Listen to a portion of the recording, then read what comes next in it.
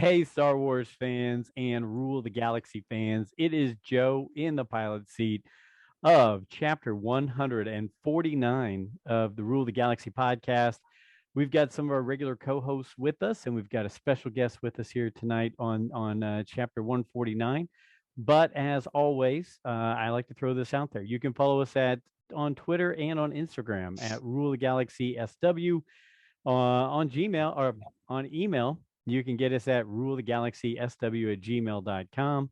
On Facebook and YouTube, you can get us at just Rule the Galaxy. TikTok, I believe, is Rule the Galaxy Podcast. That was DDocs working right there. And on Etsy, you can just go to Etsy.com, type in Rule the Galaxy, all caps, all one word together, no spaces. Go buy some of our merch. Help Laura Burton out and her group there. But we're at chapter 149. It hasn't been the biggest news week in Star Wars this week, but plenty of things to talk about, and especially with our special guests. But I'll start going around the horn with some of the fan favorites here. We'll start with Mr. Brent Dykman. How are you, Brent? Fan favorite is a stretch, I'm sure. Singular fan. Correct. I am sure there's someone out there like, oh God, this guy again. Yeah, so some big things are happening with the group that I play, that weird tabletop board game with all of my miniatures. Matt, I think you remember seeing me having that display up in front of me when we were in Nashville. Yeah. There's a group of about 10 to 12 of us that are trying to make a name for ourselves. There's going to be, they want to do like a high level podcast talking about tactics and stuff like that. But we're going to do a kickoff and get them on to talk about it. So it'll kind of be like a partnership a little bit. But it's going to be them doing their own thing, come in and kind of explain what the game is every now and then and talk about the big stuff that's going on. We got a website up and stuff like that. So that's all moving in the Star Wars. People are trying to we're trying to turn that, the Patreon and all that kind of stuff and see what we can do in the Legion world. I can't wait to do some introductions on that and hear all about it. We've been talking about it for a while. So we hope that Rule of the Galaxy can be that platform that allows them to jump off from there and take off. We will do whatever we can to help. Can't wait for you. I think you're going to lead that show, right? When we get that startup going, just to get the ball rolling. Yeah, with listening to DDoc talk about video games, I figured I could probably shoot from the hip and do something with my Legion. Okay. All right. Well, sometimes it's good to just shoot from the hip. So, but hey, Brent, you and I haven't been on a show together in a while. So it's really good to have you back here and talk to you. And I got to spend time with your lovely wife and your son and your daughter over the weekend. And boy, she told me all kinds of good fun stories about you. But we'll wait and talk about those after the podcast. So sure. I can only imagine what my wife would share. Sam's a lovely lady. Hey, we're gonna bounce over to our guy who lives on the north side of Indy, but who's now in Tennessee, spending time with family, and he's got the cool Top Gun mustache going on. Mr. Nick Shesky. How you doing, Nick? Man, I'm doing great, Joe. We also have not been on a podcast together in a hot minute, man. Glad to be back on and doing it. I've been off this last week. We're down in Tennessee, and I've been consuming the new Brotherhood book, which 13-year-old Nick is coming back to life, reading this book. It's freaking awesome, man. Great book. Before I give up my time though, Joe, tell us about this shirt that you're wearing, because I could see like the top half of it. Freaking awesome. If you're not watching on YouTube, figure it out. We're not boring, you're boring. Go watch on YouTube. Tell us about the shirt. It was a gift. Actually, my kids were, for Christmas or birthday in the last year or so, they always like, what can we get you? We know you love Star Wars, and I've got plenty of stuff with R2-D2 all over it, and they know I love Captain America, so they give me stuff like that. But I said, I really don't have much Ahsoka. And so I got a track jacket, Ahsoka, from her universe. I got this Ahsoka shirt that I'm wearing right here with her with the two white blades, I believe. Yeah. And then they also bought me a shirt that's Captain Rex and Ahsoka both on it. So yeah, Sweet. Yeah. For YouTube followers, there you go. You can see the Ahsoka shirt.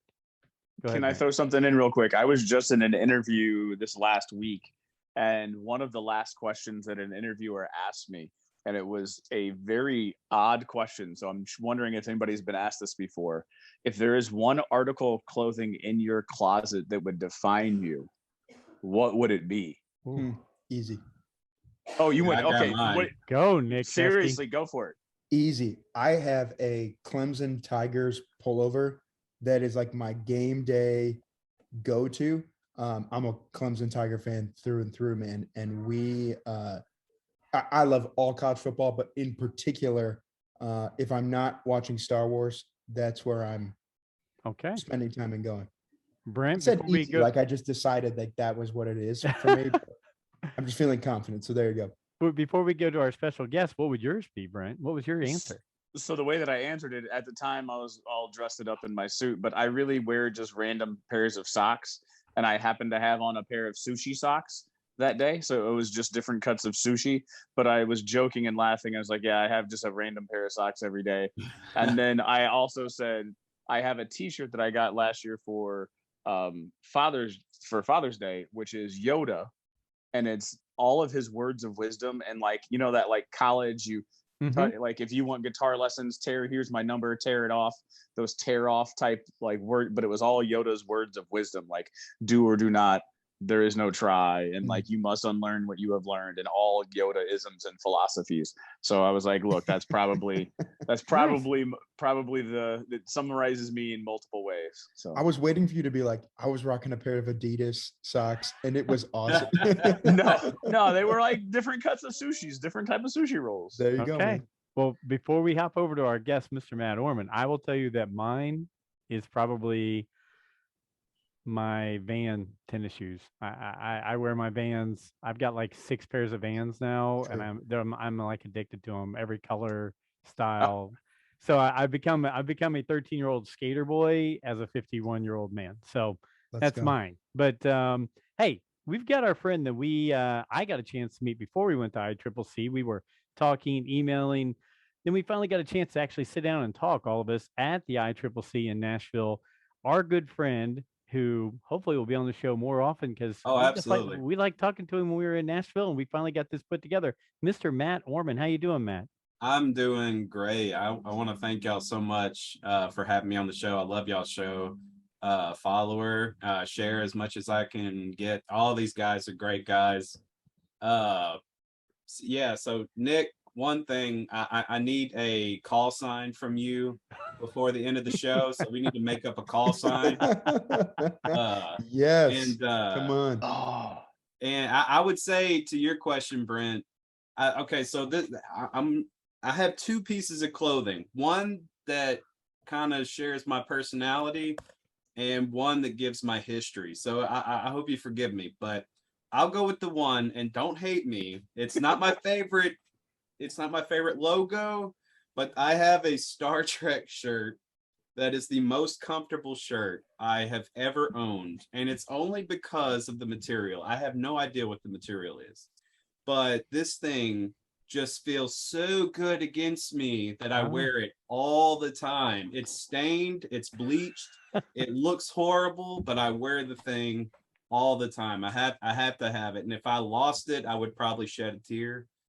But I also have a blue jean 80s vest it's probably 20 years old, that every time I go to a con, I find a Star Wars patch, and I have it sewn on. So I have so many patches on that thing. I'm actually almost out of room. I got one more spot, so I've been waiting for a really good one to put on there.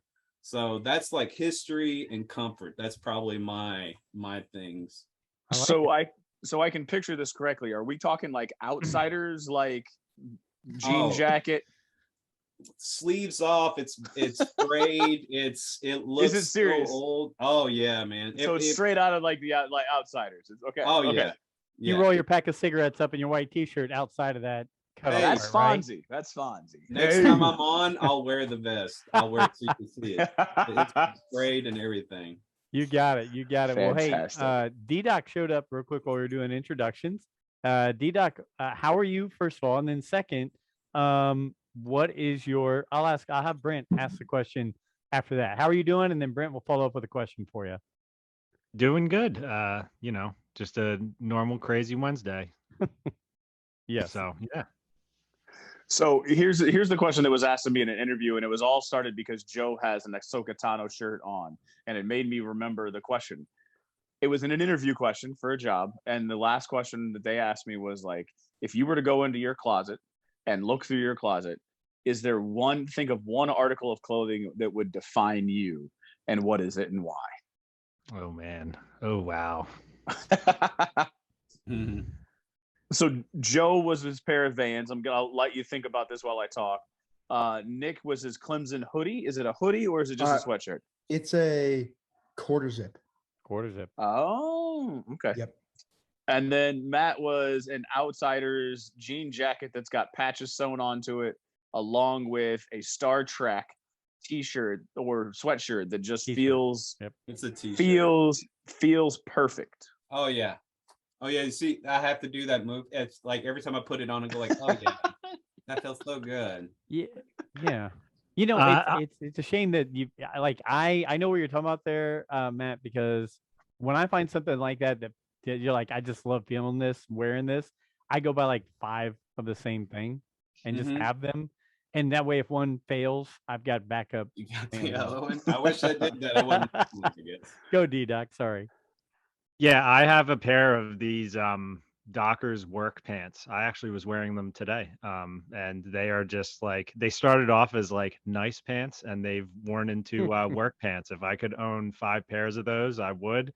The knees are starting to get holes in them and they're starting to wear down a little bit. It's kind of just show you all the crazy crap I'm getting myself into all the time. But yeah, those pants, man, I had a pair just like them and my brother eventually forced me to throw them out. He's just like, if I see you wear that pair of pants one more time, comfort wise, I have a Star Wars hoodie though that I've probably worn on here like 15 times and I could wear that thing every single night. I mean, that one is like comfort definition of me, but the real definition of me is those pants probably. Well, for all the listeners who are just joining in, maybe missed the first few minutes, welcome to Apparel Galaxy. But we're gonna hop back over to Mr. Orman because again, you know, we have tons. We usually ask all kinds of different questions for our guests and try to really pick their brain on Star Wars and different things. But let's just jump back to the beginning. We met up at ICCC. You're involved with ECPC. I always try not to mess that up. Oh yeah, that's better on that. But you're also starting a new podcast with your son. Just tell us a little bit of background on all those things, your involvement with any and all of those things here, so fans know where to check you out and listen to you and everything else. Oh, absolutely. So you could go to our website and forgive me if I sound, you know, like I get it wrong, but it's ECPCTV.com. That's our website. Look out for us in September. We're starting to, in August, we're going to record the first episode of a show we're doing. You know, we actually have 2 ideas. One is the first one we're going to record in August. That's going to be, we don't have a name for it yet, but it's going to be something like The Hunt, where we challenge each other to find the best price of a certain, toy or book.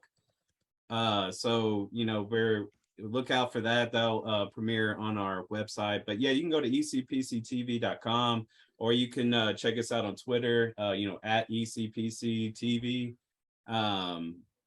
You know, it's such a mouthful. I've tried to change it with the guys just to call it ECP because it sounds like, you know, a rap band from the 80s. So, you know, I'm trying to give it like what's up with ECP? You know me, but you know, it's just not following. I don't know. Well done. I can't win. I can't win with that. But yeah, we started a few years ago because we were always sitting around talking and mostly disagreeing about, you know, movie shows, definitely Star Wars, because Star Wars we have guys that are all over the map on Star Wars. So we were like, man, why don't we just record this? And we started it's over 3 years ago now. We have many shows you can find us on Spotify, iTunes, whatever. They're all on the, you know, we're on that radio app. I can't remember. Sorry. iHeartRadio? Yeah, iHeartRadio. Okay, Thank yeah. you. Thank you. Yeah, iHeartRadio. You can find us on there. Yeah, so we try to do 3 or 4 shows a month right now, just to gather everything. Yeah, so and me and my son are starting a podcast called Simply Unlimited Podcasting, or SUP. That's what it started. We were always like SUP, and we're like, what if that was a podcast? Simply Unlimited Podcast. All right, cool. So, but me and my son, we yell and bicker about every little thing when it comes to pop culture and nerd stuff. So we were like, it's so funny. We should just record it and let everybody hear us yell at each other. So that is the basis of that show. And we'll have our first episode out this month. So Awesome. yeah. Well, we're glad people are listening and they'll know. Check out SUP. I mean, come on. SUP. I like it. Hey, well played. Well played. Not only the ECP, and the SUP. So we've had, gosh, like we were just talking about, not all of us have been around each other a lot. We've been bouncing around show to show, who's on what, who's on first, I guess. But who has officially given their Kenobi review on the show? I know Matt hasn't. We'll go to him. Nick, you've given your thoughts on it. DDoc, you've given yours. Brent, have you given like your overall thoughts on Kenobi now that it's said and done? Any feedback, thoughts, and if you want to jump in, then we'll have Matt give some of his feedback on Kenobi. I have not. I mean, I'll make them short and sweet because I feel like everybody has belabored every single aspect of this at this point. I do want to hear what Matt has to say, and then I'll throw my little 2 cents at the end. Okay. Matt, how about you? Overall, 6 All right. episodes of Kenobi. What did you think of that series? So, all right. So overall, I really enjoyed it, but I do feel like there was a lot of fluff in there that could have been knocked out, because I found myself in parts going, okay, I see what they were doing there, but I found myself saying that a lot during the show. And I really think that, when they first announced it, they didn't really say if it was going to be like a mini series or a movie or whatever. Like, I was like watching it, I'm like, man, that could have been like a good almost 3-hour movie, kind of like Last Jedi. It was really long, but like Last Jedi didn't need to be long, and I felt like Obi-Wan could have been a really long movie and been really good. In spoil, am I allowed to spoil everybody? Whatever you want. We're wide open. Okay, so I just wanted to make sure. I said on the last show we did, before the last episode, I was like, oh my God, if they have another Anakin Obi-Wan fight, I'm just going to be so irritated because I'm over it. Like, there's so many different fights with these guys. But I will say here on Rule the Galaxy that I ate my words. I was so satisfied with how they did it and how they ended it. And just from what Vader said as Obi-Wan was just standing there and then about to walk away, just that part made the whole thing perfect, because it just clarified everything from the original trilogy series. That's why, when you go back and it says Obi-Wan, like, Darth Vader killed your father, and like you had all that said and cleared right there in that dialogue. And then before Obi-Wan lifted all the rocks, I was like, if Obi-Wan doesn't have that overpowered force moment, I'm gonna be really ticked off. And then he lifted all those rocks and just started shooting them kind of like Yoda would. I was like, yep, there it is. I'm like, all right, there. That's why I was like, I just think there was a lot of fluff, and it took a little bit longer to get to that, super force moment. But overall, I really enjoyed it. Okay. All right. Nick, if you want to hop in before Brent, go ahead. Yeah, sorry, Brent. Matt, I think that's so funny you say that, because I've been thinking about it since we talked last about it. Yes, I completely agree with you that there were some moments that felt like it dragged really long. However, I feel like the turn from like defeated old man, I'm not a Jedi, I'll let this other Jedi go get killed in my own town. Mind you, the galaxy's really small. Like, I'll let that guy just get hung up by the Inquisitors, to, man, I'm back. we're here. Yeah. Here we go. I'm back. Like I felt like that was a quick switch. Yeah. Like that went pretty quick. Whereas I feel like there were a lot, like it did drag in some places, but that to me, the more I go back and I watch it, the more I'm like, man, that was a quick, even to, I didn't get to air all my stuff with Kenobi, but even I felt like it was quick to the whole series. We've been building this emotional anticipation for this interaction with Qui-Gon to get to the end and have him be like, what took you so long? This is like the most, like if you go back and you read Master and Apprentice from Claudia Gray, the emotional connection between them is off the charts. And not only did I lose him, like, because he just died of old age, but he was murdered in front of me. And so now, like, I was like, that was quick. And I was like, what? Oh, that was it. Like, we're done. That was the end of the show. So I just bring that up in the stark comparison of like, yes, it dragged, but the moments I didn't want it to drag, and maybe this is just me, but the moments I didn't want it to drag, where I felt it's like, no, build that. Yeah. Here we go, quick. That's that. You said that perfectly, because there was more I would have liked to known about, like the path and all that stuff. Like I would have liked to have them have some more concentration in that area.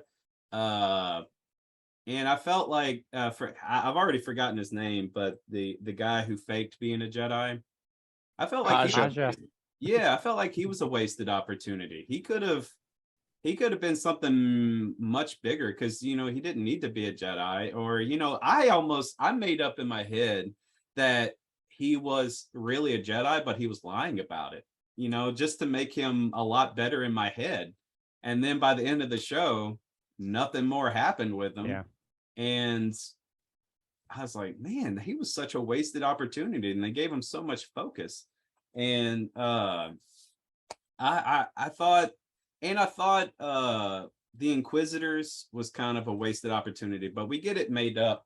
If you haven't seen Rebels, right, you get a lot of that made up in that show. So if you're only watching the live stuff, you need to go back and watch Clone Wars and Rebels. Man, you get so much in between detail with these characters that you're missing out if you're not watching the animated stuff too. You even get the World Between Worlds, right, Brent? Oh, it's my favorite. It's my absolute favorite thing Star Wars has ever introduced. That and being stabbed in the stomach and surviving. Those are two of the greatest. Those are the two of the greatest inventions Star Wars has ever created. Rough. So obviously those irritate me. If you can't tell, there was sarcasm in that. I need a sign. You don't have a sarcasm sign? Sorry. So my Kenobi thing is one. I just wanted to see the world burn, and I was hoping that Qui-Gon would not show up, just because I know people would lose their minds because of the way that everybody was expecting it, and they just expected it. And because it was only a few minutes, that was great. But I'm going back to, because you mentioned the dialogue, go back to the dialogue of what Qui-Gon said. He said, I've always been here. You just weren't ready to see me yet. Yeah. Right. So that's the whole thing. He was always there. It's just that it was Obi-Wan hadn't tapped back in because he was still in his PTSD depression state, and he needed to be shown a way out of it. Right. So that was the whole thing, is that the show ended on hope with that. So I think the dialogue that they put into that made that make sense. I'll agree with Matt on the dialogue with Vader. And I just actually watched about 2 episodes or 3 because it's summer and I'm an educator. So I have a lot of time on my hands. So I watched a couple of the episodes, and some of Vader's lines in the entire show are fantastic. So the one that I'm going to bring back was from, I think the when he beat up Obi-Wan, and he says, "What are you?" And he said, "I am what you made me." Like, that line just like cuts through everything. And then the last line where he said, "You didn't kill me. I killed Anakin." Vader killed Anakin, with the cut face and the mix in of Anakin's voice and James Earl Jones' voice. That whole thing was phenomenal. And I will say that I truly enjoyed the Leia character. She is fantastic. Mm-hmm. That was a huge surprise. Mm-hmm. And I want a Leia show. Everyone says this, but I want more Leia. Like, Yeah. give me more of that character and let that grow to what we know, and give me some more of those storylines, because she was phenomenal. She stole the show. I think very similar to the way that Baby Grogu stole Mandalorian. Yeah. So I also was really a fan of Lola, the little droid that could, right? Like ruined the path's base and then helped fix the path's base. Those are things that I liked. Do I have complaints with the show? Sure. I would say that this is better than Book of Boba Fett. It's below Mandalorian. I think it's better than Bad Batch. I also will go into this saying that I don't have a strong affinity and a strong connection to Obi-Wan and Anakin. The story was not something that really pulls at my heartstrings, and I was never a fan of Hayden Christensen, even going back and watching it. So I think Nick Shesky was just going to sign off because of that. But I think a lot of the people that grew to like that are kids of the prequel era and watched the Clone Wars all the way through. And the Clone Wars, because of its non-linear timeline, messes with my head, and I still can't get through that. I try. I watch them. I will give you the chronological one if you want. It's much easier. You've already done that about 3 times, and I've watched them, and I've done them in chronological order. But at the same time, it's just there's a lot there, and it just didn't. And I saw that maybe a year and a half, 2 years ago. It just didn't. I didn't live it, and I didn't resonate with me as I was growing up. So I think that nostalgia for those characters wasn't there. So I will throw this out there. You guys mentioned Haja. We didn't mention Riva, but we're talking about future things and possibilities, and heck, even Leia. Andor is coming out. We know we've got 2 seasons locked in. The first season is 1 year, and the next season is year 2 through 5, is what I'm being told. Can any of those people wrap into that? Brent, you've got a hand going. I'll let you start. Okay. I'm going to get on a hill here for a second, and I'm going to die on my hill. No, Bring it. This is why I'm here. I was all for Andor. You guys know this? I remember. It's Investors Day 2020. I said this show is going to be awesome. And everyone focused on Obi-Wan Kenobi. It was like, ooh, I don't even care about Andor. We already know what happens. They die at the end. What can the Andor show be about? All of social media is like, is anybody even excited for this Andor show? Guess what everybody on the social media is talking about being excited for now? You don't get the right to be excited, because I was excited. Oh my god! 2020. Oh my god! No. Gross. You can be excited. You are teenage girls on TikTok right now about Miles Teller. Have you seen this? You know what I'm talking about? Where they're like, if you didn't like Miles Teller in Footloose, you don't get to be all about it now because he's not good. It's the same, Brent. Well, and the other thing is, and this is where I get on the soapbox, what scares me now is that people are starting to build up their expectations for it, that they're going to hate on it as soon as it comes out, because it's not leading up to the expectations that they have for it, which is exactly what Obi-Wan had, because everybody had high expectations for it. That's where the soapbox comes in. And I jokingly, like, it kind of is like, come on, people, like, this is going to be a good show. I said that back in 2020. You did.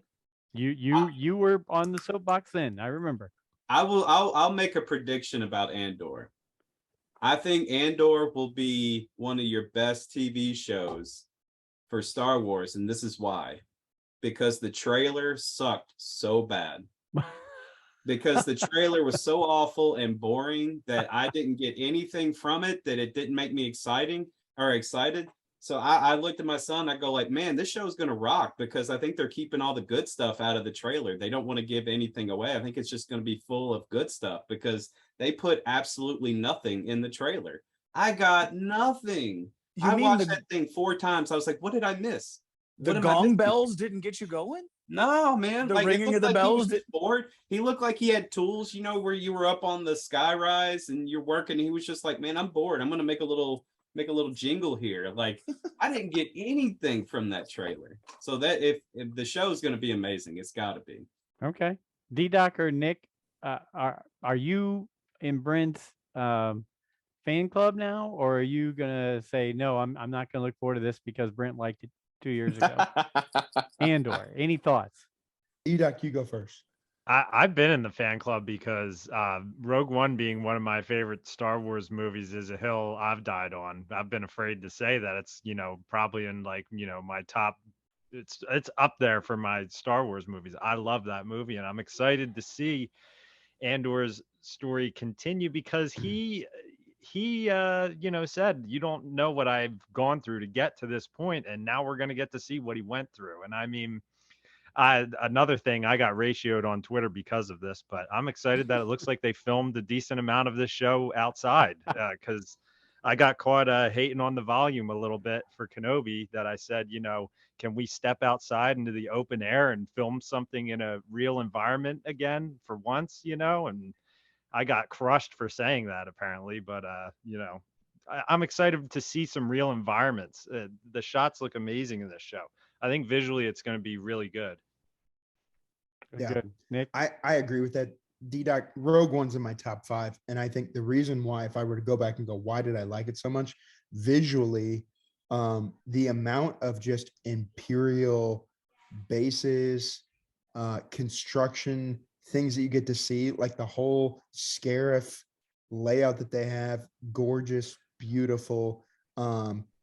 The base on Iad or Ariadu, amazing. Like all these kind of things, they're like visually stunning. And for me, I'm excited to see. It's basically, who did I describe this to the other day? It's like Mission Impossible Star Wars is what I'm assuming that this is going to be, right? Where it's like we're going in, we're infiltrating places, we're it's like guerrilla style warfare, all leading up to,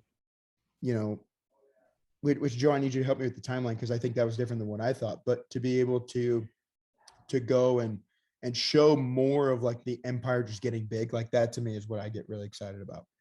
I'm unclear on the timeline, except I do believe Kenobi happened first, then Andor, before we get to Rogue One and all that.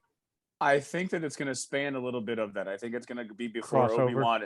I think it's going to be before Obi-Wan because they're in the terrible trailer. There is a fraction of a second of live action Phase 2 clone troopers. So there's a part of me that thinks that there's going to be a little bit of post 66, like a little branching. So it could right when he was a kid. So there might be flashback scenes to that. So there might be some information that kind of breaks and bridges that gap in that early Empire. And then I think it might go then to, it might be like him flashing back to when he was a kid, and kind of like what we did with the whole Anakin Obi-Wan lightsaber duel training session. He's doing some sort of Mission Impossible task, but he's thinking back to something that happened. I don't know. I honestly don't know, but there was a Phase 2 clone trooper live action that was in that preview. So there's a part of me that thinks there's a part of it that's going to be shown before. Go, DDoc. Another thing that I wanted to bring up, and then I'll finish it kind of on a question too, is with that timeline being shown, it tells me they have a freaking plan for this show. They have their plan, they have their beginning, they have their end, they have their stories written out. And also, I'm definitely probably behind on this, but I didn't know that they got directors from like Doctor Who and Sherlock and stuff to be doing this. Like those guys are experienced directors. Like, so I didn't know if they were going to be grabbing from some of the directors they've used on these other shows, but I mean, I was looking at the other work that some of these guys have done, and I'm like, damn, these guys have done some big shows, who are directing some of these episodes. So, they've got an experienced crew on this show. And if I'm not mistaken, this has pretty much almost exclusively been filmed in England, correct? I mean, they had a huge set out there, everything like that. So I could see where they grab the Doctor Who people and things like that. Go ahead, Brent. So this kind of goes to the continuity thing that Okairo was talking about when we were on with Jess the last time that I was on the podcast. They were those directors, and I don't know names. Like I don't dive into who these people are and what their past credentials are. But the story that I was skimming through said that they're given blocks of 3 episodes. So one guy did 6 episodes, another one did but they were given blocks of 3. However, when they said blocks of 3, that you would think that means that they would have an arc and they would do the arc. it doesn't come across that way. It seems like one director will do one, next director does two, and then so like they're going to be big mixed and matched throughout. The directors will be mixed and matched throughout the episodes, but they are given credits and they work on 3 episodes, and then one guy has 6, I think is what it is. Okay. I'm going to hop off of my notes here and go back to a standard question we usually ask guests before we hop into the next topic. The question that I like to ask is, in Star Wars, do you have a favorite character or a favorite movie, or actually both? What would be your favorite character, you would say, in Star Wars, and your favorite Star Wars movie, Matt? I'll start with the movie. I'm, like everybody else, Empire Strikes Back is what grabbed me into Star Wars. So that movie was so perfectly made, and the story was so perfect that that is really just what I base a lot of movies on, just because of dialogue, action, characters, locations, so many locations in that movie. And and for the time that it came out, it looked so ahead of its time that you can go back and watch it today, and that it's, how old it is, and it could be like, man, this could have come out in the late 80s, and I wouldn't know. It was so ahead of its time that I don't know. I could go on for an hour about Empire Strikes Back, but character, man, that's a hard one. If you had a gun to my head and I had to pick one character, I would say it would have to be Han Solo, only because of his rebellious nature.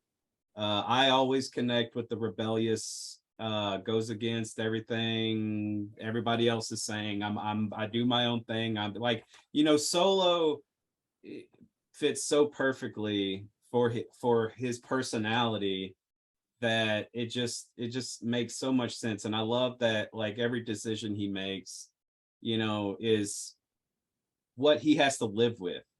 He couldn't go away with just the money. He was going to get that money. He's all about that money, baby. Show me the money.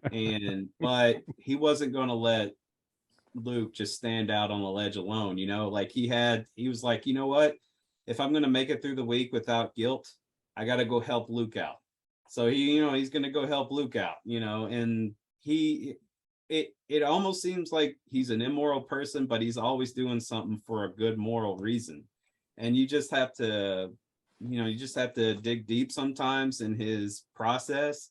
Like when the new trilogy came, why did he leave? Why did he leave Leia? It's because he's Solo. He doesn't get tied down. He has to be out there earning that money. He doesn't get tied down. I love you, Leia, but I can love you from afar. I'll send you some gifts from whatever I, haul back and forth, but I'm going to be out there in space because that's where I belong. But, his love never diminished, and he is willing to, obviously he's willing to die for his family. He's, so he makes some bad decisions, but he also makes good decisions in the long run. And I just think and not to get too cheesy, it just is just the perfect human on there, because we're all broken, but we all try to do the good. We all try to do good in this world, and we're going to screw up. We're going to make bad decisions, but we always have, another chance, to be a good person. And, tomorrow's another day to do it. And I just think Solo would, not to put too much, real into a Star Wars character, but to me, he's the realist in any of the movies. Well, he's the one that actually, you could say he kind of ties the regular everyday person to Star Wars. He's not force sensitive, but he's a pilot, and he's a smuggler, and he's got to dig deep to get where he wants to be. And he's so connected to the Wookiee and to Leia and to all those kind of things. So I like it. I like it a lot. For a while, I wasn't sure if you were explaining Brent Dykeman or Han Solo, but you got all the way around. You get the Han Solo there. Can we talk about calling him the Wookiee for a second? Can we just can we call that out for a second? He's not merely the Wookiee. He is the Wookiee, though. Come on. He's not. I mean, you got Tarful. You got a few others. I don't know any other names. I'm trying to throw some others. There you go. I knew Tarful, but I didn't know any others. Okay, so Way to go, Brent. So we'll bounce back into some of the timelines. Okay, guys, since hold last on. Since you asked your question that you like to ask everybody else, go ahead. He actually has not answered this on a podcast, but he's heard it being asked and might as well get it out of the way. And Nick, thank you for throwing it in with was it Rick Prince? I heard you throw it in there. Right. So I mean, we keep it rolling. It is the question that is asked of every guest, because I'm gonna go back to Tony Molinaro and Joe talking about Stumpy and Dooku getting his wrist cut off and not wanting to pick up and his head cut off and not wanting to get Dooku's lightsaber, but yet I think it's one of the best ones in the series. What would be the favorite lightsaber hilt of the entire Star Wars world? Oh man. All right, so I'm boring when it comes to lightsaber hilts, man. So I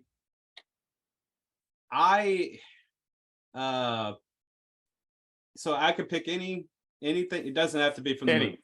Doesn't have to be from the movies. Any lightsaber. All right, so I love Cal Kestis because his to me, when I went to Galaxy's Edge, I picked the nature and, I like piecing it together with what's there. And I don't know, like Cal Kestis was left with his masters and he's trying to make it his own, and it still looks messed up and, not perfect, but it's perfect for him. So I would have to say Cal Kestis, man, because, and it's a longer hilt. So I'm not a lightsaber expert or anything, but I would imagine if I had to fight with a lightsaber, I would need something that I had room, to fight with. I'm not a fighter, I'm a lover. But if I had to pick, I would want a longer hilt so I can have more maneuverability in my fighting. So yeah, I would say Cal Kestis. Okay, good. Go ahead, Nick. I'm gonna stop harping on this at some point. There is if you've read it so far, there's a very quick Cal Kestis shout out in this new Brotherhood book. They don't mention him by name, but they mention the red-headed Padawan of Jaro Tapal, or however you say his name. Yeah, it's very cool. Oh, yep. Yeah. Yep. They call him a redhead in it. They call him a redhead. They didn't call him Ginger. DDoc. Yeah, there you go. Well, I'll take redhead. All right, I'm gonna have to get on that next. That just got me excited. I'll take that one sentence right there. Well, DDoc's just been on a Star Wars high recently because we got him reading the Darth Bane trilogy, and now he's realizing how great that trilogy is going to be. Hey, we should we start planning right now for Star Wars Celebration next April in London? Are we making that? Is that no? I'm seeing a lot of no's. Are you hitting the lottery, man? No, and I don't think actually there's even any tickets left right now. I was watching it the other day, and I could not believe that within hours they were going, 4-day passes sold out, Jedi passes sold out, and I'm sitting there going, what are we doing in our lives that we can't just click a button and go do what all those people do? How crazy is that? But I'm hoping, and here's my hope, I'm hoping that 2025 will be back in Orlando, only because it'd be much easier to get to. We could talk our significant others into spending time in Orlando by a pool, by the beach, whatever, not the beach, maybe a day trip to the beach. But also I was listening to somebody the other day, and this hit me hard when they were talking about 2025 possibly being in Orlando. The Force Awakens would be 10 years old during Star Wars Celebration 2025.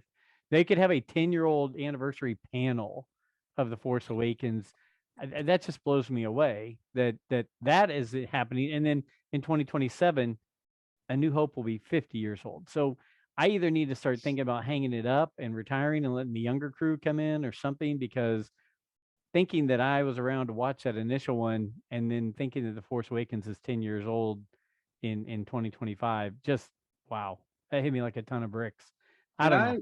Can I say that I was supposed to go to this year's celebration, but something came up in my personal life. I couldn't go, but I got to say, I have to say that I am super glad that I didn't waste my money or my time, because nothing we didn't already know was coming came. Like, I was wanting something for our future movies, or something that was going to blow me away, like the Tales of the Jedi. That's pretty cool. Okay, like it better be really good. Like, I mean, because that show could have a lot of potential, but that was really all we got. Like, and we got some trailers, but to stuff we already knew. I wanted some big announcements. Like, I wanted some future. Like, I want to know where we're going.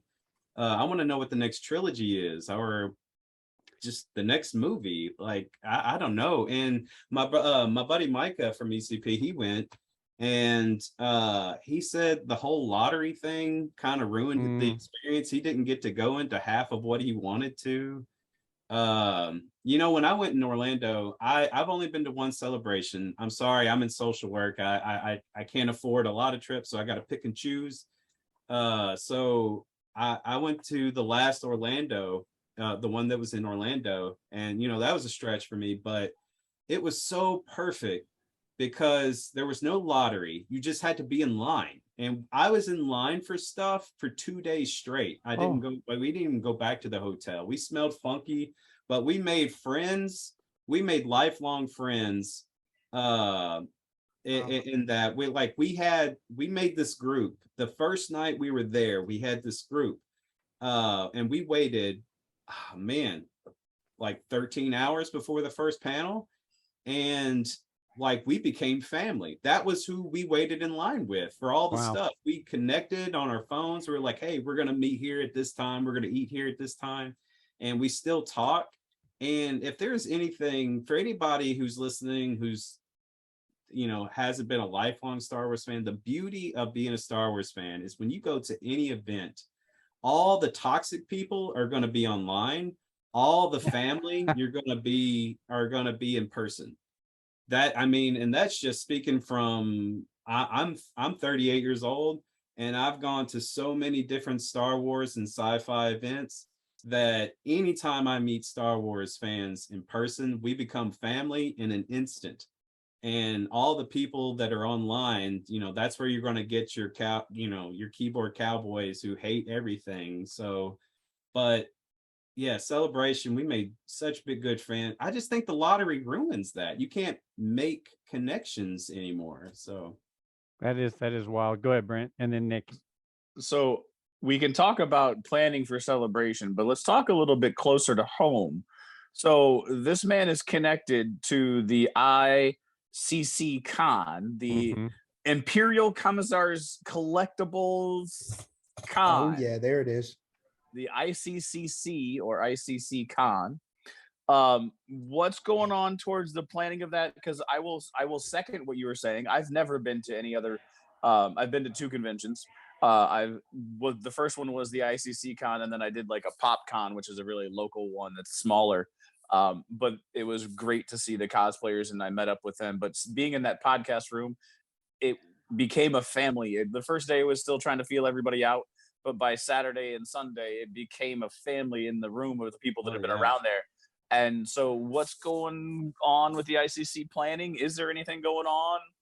The dates were announced. It starts May 26th.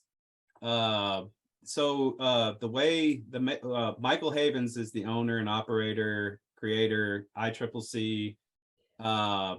You can go to he's got a podcast, got a website, ICC.com, and he's on Twitter, Facebook, all that. It's really easy. He's the only ICCC out there. So But yeah, the dates were announced.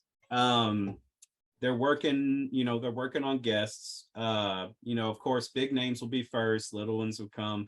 I personally am throwing some names in the ring. I don't know if they'll get them. I hope they do. I kind of whisper in the ears of the important people and try to get my hero in Star Wars, my hero is Steve Perry, not the Journey singer, but the author. And it has always been my dream to meet Steve Perry. And I'm like, if you can get Timothy Zahn, we can get Steve Perry. Yep. So I kind of whispered that. I don't know if it'll come true. I hope. I'll keep y'all informed if we do. But yeah, man, I want more authors because, like Nick, I read a lot. Like I like the author Brotherhood. Brotherhood's actually on my list to read. Master and Apprentice, love that book. I read a lot, so I love to meet the authors, and if I have these books, I would love to have the authors sign them. So it'd be great to have more authors, like on Author Row or something, or even artists. So yeah, dates were announced. You can go on the website. It's ICCCcon.com, and you can go ahead and book your rooms. And the venue's changed, and I'm embarrassed. I can't remember. We'll pull it up. We'll get it. Yeah, I can't remember the venue has changed, but I can't. It's not in my brain right now. It'll come up when it's not important anymore. But yeah, dates are changed, but you can hotels and stuff you can book. So you expect names to be dropped in like August, September. That's when you'll get big names for it. So yeah. And Michael Havens is an amazing guy, big lover of Star Wars, vintage Star Wars. That's his thing. He doesn't like repro. That's his gimmick. So if you could check out his podcast, man, he is a very knowledgeable person when it comes to vintage Star Wars toys. See, this guy knows stuff, especially about Boba Fett, and he can pick out a fake from 10 miles away. It is amazing, and he has some in his collection to prove that he can. And oh my gosh, it's just mind-blowing. Got it right here, May 26th through the 28th, 2023. I'm looking for the venue. Sorry, it said it would be announced still in be future announced. days. Okay, there we go. Yeah, the venue being that, I know it's changing. Just not exactly. Yeah, I heard where it could be, but I don't want to say the wrong thing. But it's passing my brain. Indeed, cool. Yeah, it's gonna be in your mind. That's where it's going. Well, I got another topic. Take us down. Our good friend Taika Waititi. We all like him, right? He's funny. He's cool. He's good in Marvel movies. He's entertaining. I've seen articles saying, I'm doing this, I'm doing that. At first, we got, that movie, it's rolling, it's going. We're feeling good about this. Now, in some of his recent interviews, it's, I'm putting the idea together.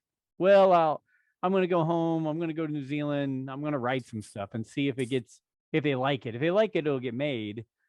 Then he asked Natalie Portman if she'd ever want to be in a Star Wars movie. That was interesting. He must have missed the other 3 that she was in. I don't know. Is he the guy? I mean, is this Brent is all about the new? And Brent, God love you. I agree. There's a lot of things that need to be brought up new with Star Wars. But is Taika and the way he directs things and the humor that he puts into things, is that the guy to build a new era of Star Wars? He said, I don't want people watching my movie going, where's Chewbacca's grandmother? I don't want him to know pilot ABC was in this scene from A New Hope, and here he is. Do we feel comfortable? And Nick, I'll start with you. We'll go around. Are we comfortable with Taika? I mean, I like what he's done in Marvel.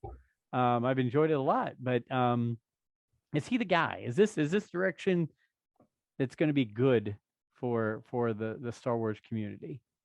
I hate it because it sounds negative, but I would say no. And I'm a subscriber to a Facebook page of like Marvel fans, and I actually, the only reason I say this is I saw somebody that literally posted today, like the Jim Halpert gif where he's like pointing to the graph, kind of thing, and he's looking at it, and essentially the gist of it was like just be okay with shutting your brain off for Thor Love and Thunder, which I've not seen yet, but just be I'm gonna go okay. see it. Yeah. Be okay shutting your brain off for it. It's not a cinematic masterpiece, but it's very entertaining and really good. And when I think back on the movies that he's done, they're eclectic and kind of weird. One of my favorite movies that he did was a like weird indie film called The Hunt for the Wilder People or Wilder People. Or it was so strange. It was gosh, freaking guy from Jurassic Park, the very first one, the main guy, Dr. Grant, Sam yes. Neill, There you go. Sam Neill. him and the kid from Deadpool 2, the Really? little kid, and it Yep. really, really good movie, super strange and weird and comedic. As far as like, is he the guy to take this in a new direction and like champion like 15 more films to come out of here? No, but then I also sit here and I go, okay, so then who is that?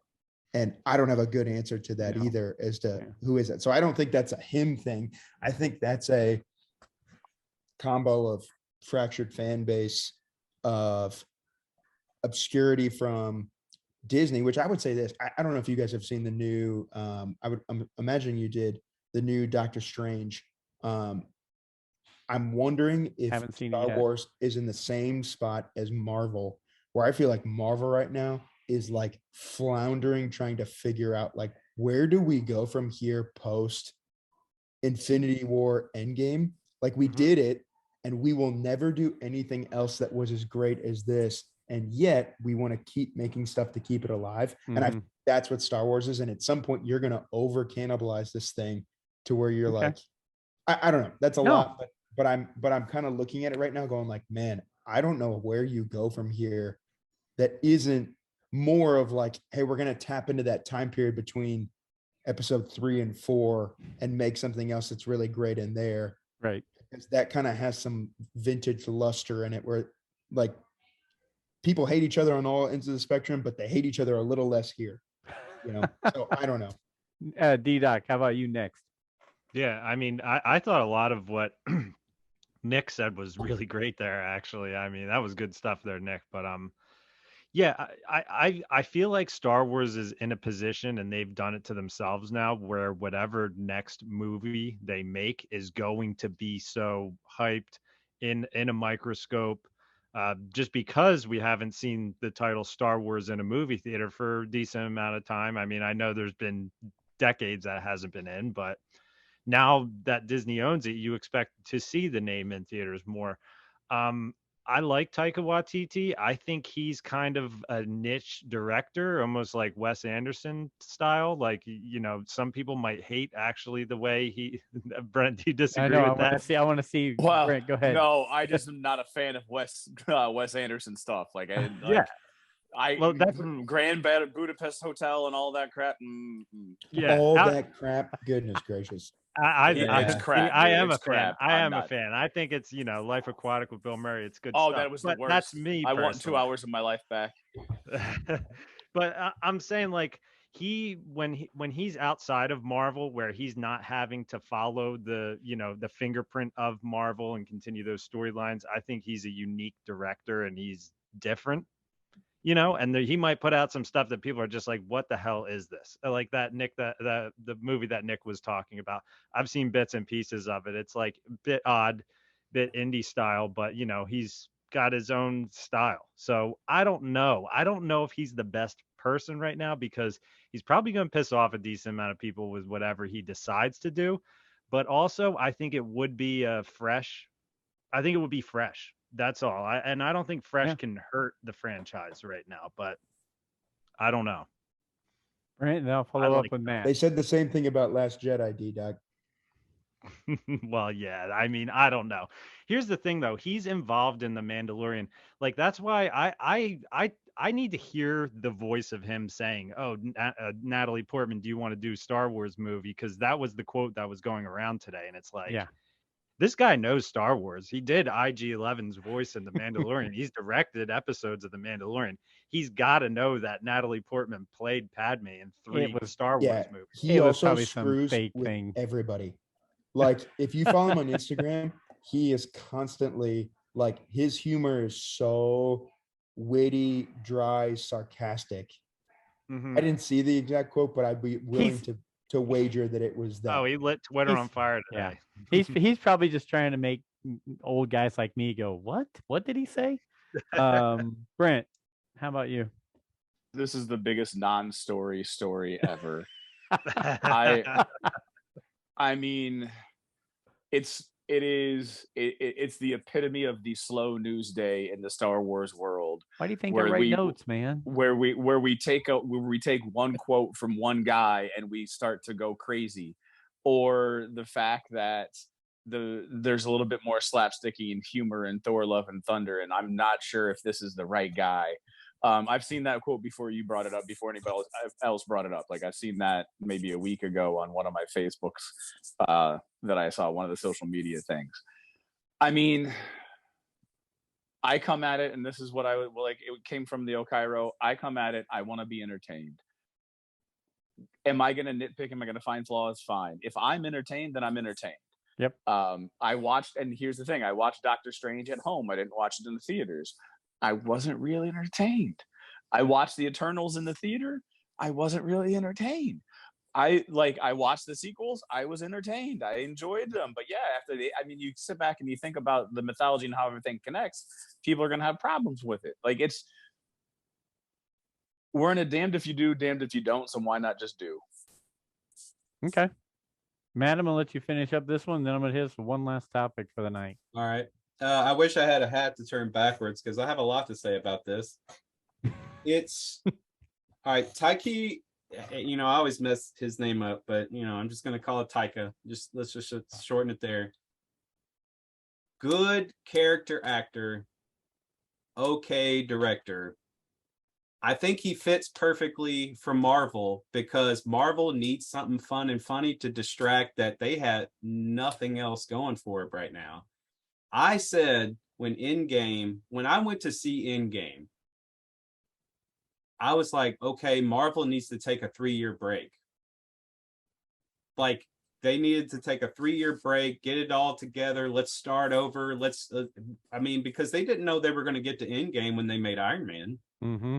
So I was like, all right, they need a 3-year break. But no, they already had 10, 12 movies, and now like half of them are garbage. And Thor's coming out, but it's going to be funny and fun, like Nick said, because Taika knows how to do that.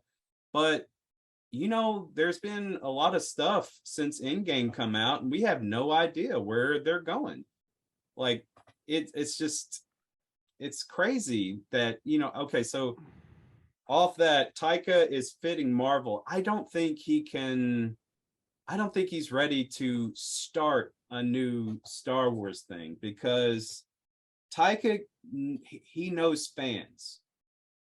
So I think he needs to know where Star Wars is going before he can jump in and do something with Star Wars. I think whatever the next Star Wars movie is, I think you need like a double take. Like if Favreau and Filoni did it together, I think that right there, you would have no complaint from one Star Wars. That's a lie. That's a lie. But it will be Star Wars fans. generally There's Star Wars accepted. fans that will find ways to complain, but you would get less complaints, I guess, if you were like Favreau and Filoni double teaming the next Star Wars movie. But that's just not. I guess that's not. Kathleen Kennedy would never do that. But I just think because what Star Wars is doing right now, I think there's ways to entertain Star Wars fans to take a step back and know where you're going to go with something brand new. Because if you're going to do something brand new, it's going to have to be something pretty spectacular, because that's why everything has stemmed from the already Skywalker story, is because it works, and we can stick to like these characters, we can introduce new characters because these new characters are connected to the old and original characters, and it works. So if you're going to do something new, and I got to be honest, as a Star Wars fan, I want something brand new. I want something to jumpstart a new direction. I don't want anything connected to Skywalker right now. And this is why, Brent, I see you shaking your head there. This is why, because you can separate it. You can separate it. You can keep your Skywalker stuff going and appease all the original fans and, you know, the ones that just want to stick with the original trilogy. And you can jumpstart something new. And then when we have this something brand new that has to be pretty spectacular to be succeed, that could eventually come back to the Skywalker eventually 10 years down the road. I know, you know, some of us might not be here or whatever, but we can enjoy the ride. It's 10 years. I understand if I wake up tomorrow. So, but I want something brand new. And I could tell you something else I want in Star Wars right now, if I may.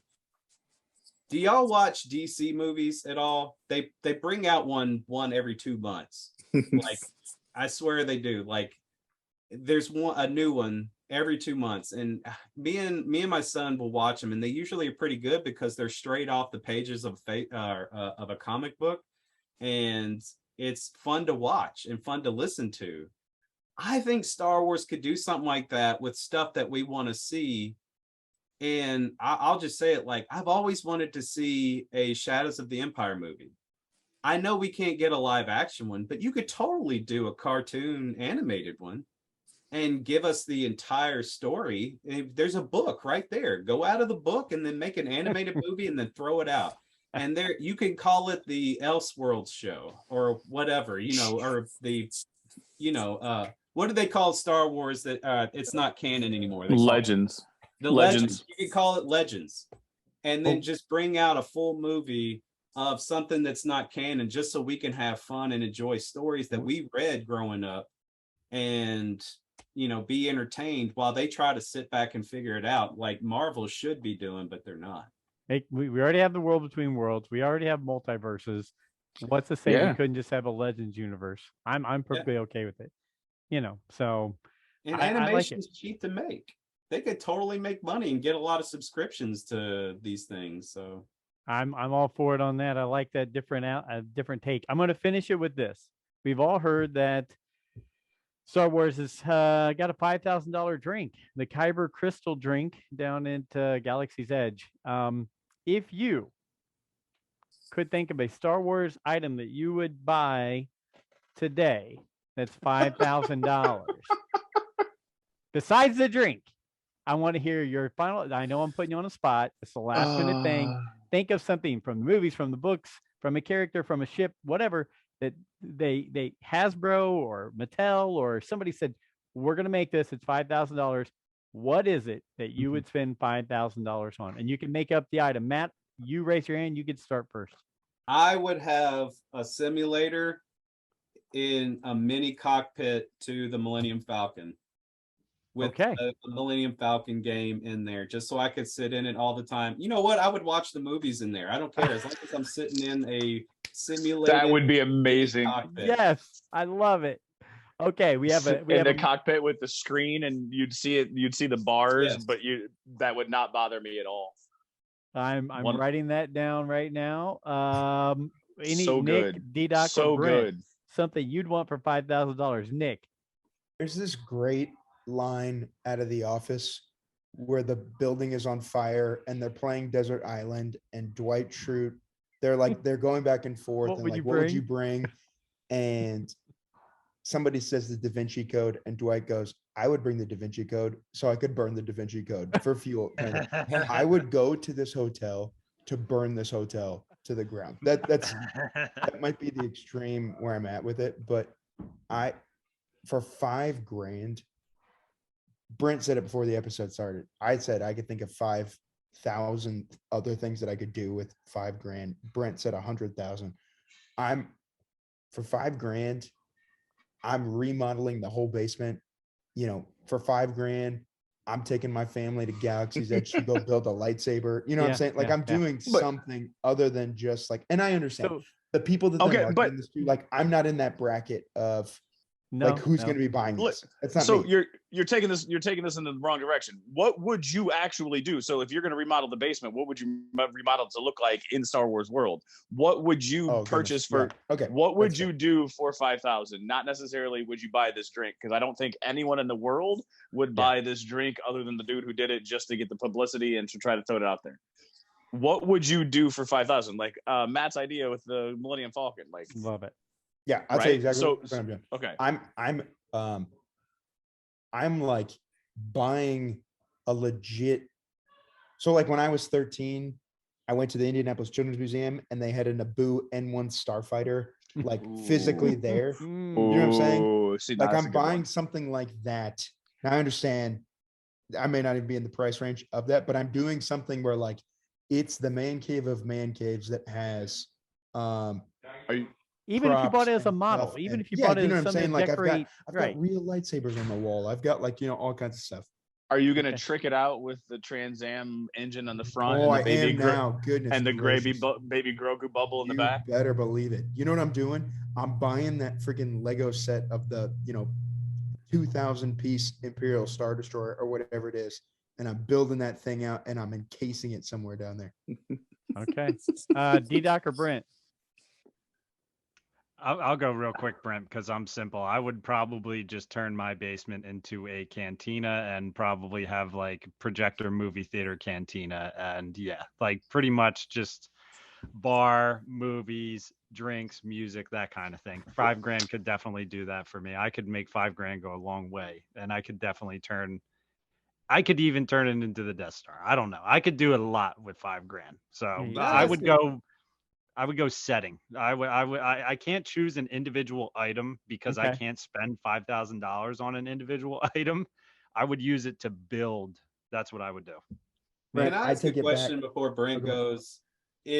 What in this drink makes it $5,000? I don't think anybody knows. Did you read the add-on to it? Go like, you know what? This is super fantastic. expensive. Let's charge $5,000. Super Just expensive like alcohol and a kyber crystal. It gives you a ticket to Skywalker Ranch on top of it. That's the kicker to it. All right, for those out there listening, you could totally illegally, accidentally drive onto Skywalker Ranch for free and get a better experience because. Is there a movie about that somewhere? Yeah, I think there is. You know? Okay. Yes. If there's not, there should be a movie made about that. There should be a movie made about that. Well, you know, this hotel, it is such a. I was so excited until they came out with price ranges to where I'm like, okay, I'm a single father, you know, who I'm a budgeter. I'm a dork like that, you know. I have to budget, so I'm not, you know. You're a dork because you're fiscally responsible. Yeah, well, you know, like I'm not fun. Sometimes, like my son will say, sometimes I'm not fun, but like I just like, man, I want to be able to buy milk tomorrow. You know, that's calling me crazy. You know what I'm doing? When they released those prices, yeah, I was like, I will never. Okay, and even if I was able to afford that, which I could if I wanted to, I've spent that much money on other stuff, but 2 nights, like if I got a whole week, yeah, I would definitely do it. But 2 nights, I can't. I get settled in a whole day is me getting settled in. So I would only get 1 day out of that place. So you know, Brent, I'm going back to the ICCC and I'm buying this guy's speeder bike. Yes. Oh, you know those were amazing. Nick, you stole mine. That is exactly what I was going to say. I was going to say I want a speeder bike that I can just prop myself up on there. Go ahead, Brent. So my brain is different than a lot of other people. The first thought I had in my head was Padme in her white outfit from Attack of the Clones. Oh, geez, wait a minute, like a buy a mannequin? That? I mean, that was the first white thing. outfit, or no. I don't want to wear the white outfit. That's what I want for my $5,000. I want to see Brent. I want to see Brent wear the white outfit. I will throw $5,000 on Nick's $5,000 for Brent to wear the white outfit. Fantastic. Pre-rip or post-rip? Then the second thing that came to mind, because I was in the Attack of the Clones world, was Jango's helmet with the head coming out of it. Oh God. My brain's different. I bet you Rick Prince could hook you up with that for less than $5,000. And the thing that probably would cost $5,000, because I want a working version of the Dejaric table that's on the Millennium Falcon. Okay, I can get that. I want it working. I want to be able to use the little blue guy to pick up and body slam the other guys, and I want to hear the sounds, and I want to let the Wookiee win. All of that was probably one of the things that hooked me the most, was watching that chess Dejaric game with those holographic images on it. But it has to be a working version of it. Okay, I like it. Well, we've kind of hit a lot of fun different things, and now the vision of Brent in the Padme outfit is stuck in my head. So, guys, thank you so much for chapter 149. Thanks for being a part of it. And I wanted to hit that last question because I kind of figured we'd get something, but I was not prepared for some of those answers. Matt, thank you so much for being our guest. Thanks for meeting up with us again at the ICCC. And like you said, it becomes a little family, and we hope that we can interact some more. And if you guys need us over at ECPCTV for anything, or if they need us over here at Rule the Galaxy, let us know. We'd be more than happy to partner up. So thanks again. Man, any closing thoughts from you, sir? Go ahead. If y'all could, just reach out to me. I'd love to join y'all again. We got a couple shows coming up, so we will need some help in August. So we definitely will be inviting y'all in August. If y'all ever need a fill-in, just give me a call. I'll be there. This is a lot of fun. I love y'all's show. Especially you, Brent, man, you're a special one, my friend. Like, I have to be back. Me and Brent are going to get along. Especially when he's saying that because the vision of you in the Padme. In the Padme. You know what, man? I'm just going to Photoshop it, man. Just to satisfy my need. That would be impressive. If y'all want to check out ECPCTV.com, go to Spotify, go to Twitter, you get all our new stuff. We follow along with Rule the Galaxy, so y'all could if y'all need anything from us, we're always there. And y'all are already in for ICCC. You already got your spot.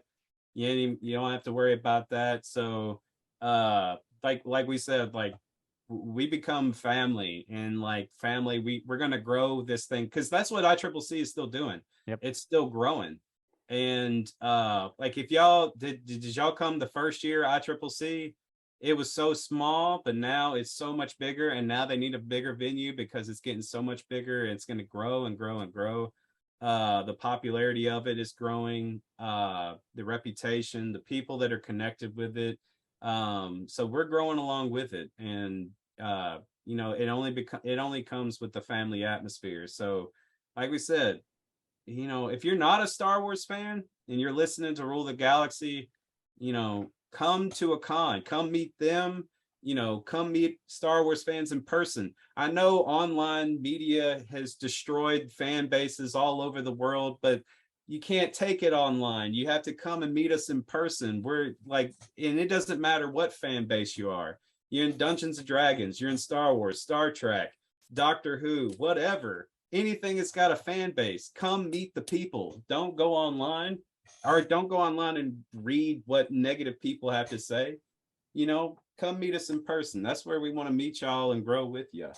You got it. Well, this has been a fun one. I tell you what, guys, I've had a blast.